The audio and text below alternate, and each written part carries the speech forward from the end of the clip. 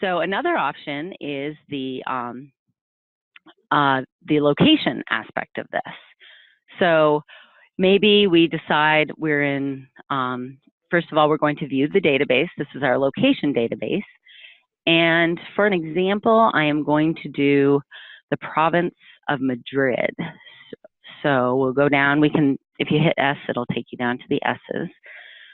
We'll hit Spain.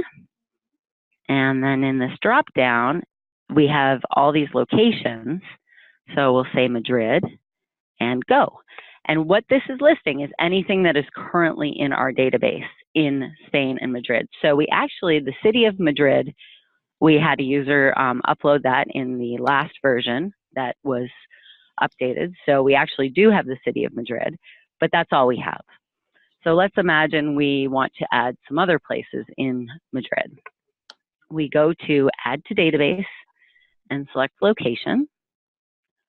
And we are going to fill out a very similar form to the species. So we select our continent, which is Europe. And these drop downs are filled in. This is not all data that we have in the database. We do have the continents, we do have the nations. However, we have it's a global database, and we've not vetted all the locations in it. So you may see all these states that are in Spain, but this data is not necessarily in our database at the moment. So we'll go to Madrid. And in this case, we already have data for the province of Madrid. So we can, if we want to, we can select Other. And then it will prompt me to add maybe the name of a county or a district, or I know for each location, these are different designations, but it's basically the thing above the city in terms of your location designation. If you don't have one, you can leave this blank and we could go right to the city. In the case of the city, there's nothing, so we select Other, and then it asks you for our city name. So let's say we do Basque.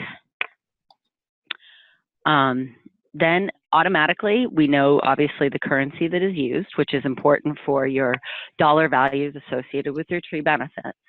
Next, we need your latitude and longitude, and this is required, as you can see.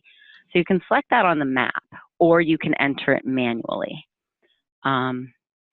So we will go over to Spain and select a location, and I'm sorry, I don't know where the Basque area is, but I click on the map and it automatically fills these latitude and longitude fields in.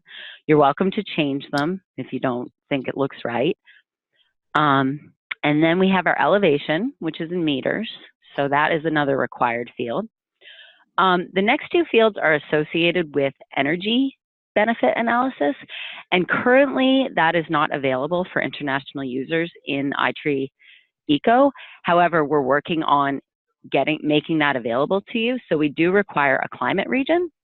And you can go into the help menu and see a little bit more about how you select a climate region. But at the very most general level, it's a climate that's similar to your location.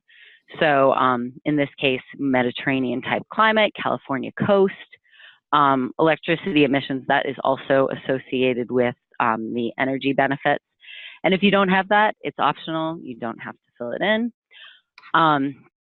These other values are optional: mean minimum temperature, leaf on, leaf off. We actually do have a national database of frost-free lengths, which feeds into the model. So that's why those are optional, because we can actually look it up.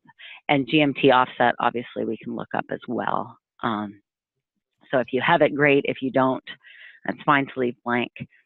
This next section, this is to determine your albedo values. And there's no national albedo kind of map out there.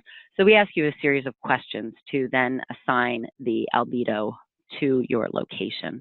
So warm weather, and if you just hover over this question mark, select yes if your average summer maximum temperatures are greater than 25 degrees. So we'll say yes, it's warm. Same with the rain. You can see what your average should be.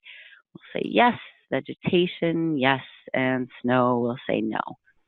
And then finally, this is the ozone state. So this is to apply an ozone value to your area. And typically it's a location that has a similar latitude as your location. We'll select California here. So at this point, you have the option to submit your data. And then whenever the new version is out, you will be able to select that location in iTree Eco and run your inventory through Eco and get most results. However, this does not allow you to get pollution results, which I know a lot of people are very interested in. So in lieu of hitting submit here, you could go ahead and add precipitation data and pollution data.